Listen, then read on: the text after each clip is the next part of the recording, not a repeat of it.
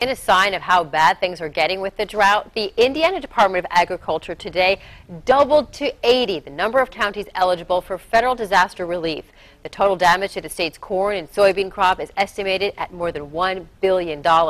And today, our TV6 reporter Ebony Monet went out to talk with farmers to see just how devastating the situation is. And she's here now with what she found and how your trip to the grocery store could soon cost you a lot more. Ebony.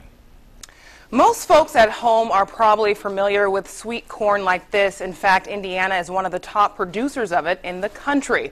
But thanks to this recent drought, farmers are bracing for a major loss, and they told us today the impact goes much farther than just corn. It's the rain farmers like Joe Paxton have been praying for. I forgot what it sounded like. Went for 2 months with no rain. It really makes you feel good.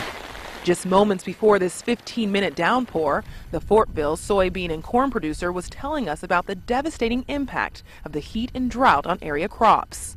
So far, I think it's going to cut our yield in half on corn, and there's some fields it's going to cut 90%. But this is the way we wish they all look like this time of year.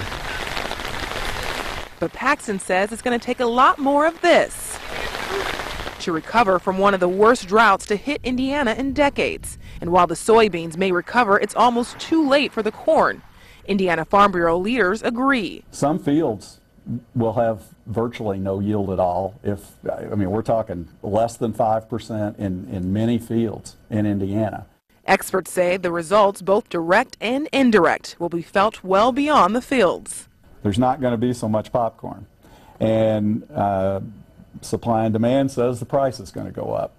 It's going to be a slow domino effect, but a year from now you're going to see a lot higher meat prices, and corn flakes is going to cost a lot more. Now, Indiana farmers had until this March to get insurance, and experts say it's going to take a lot of coverage, which can be very expensive, just so producers can break even this year.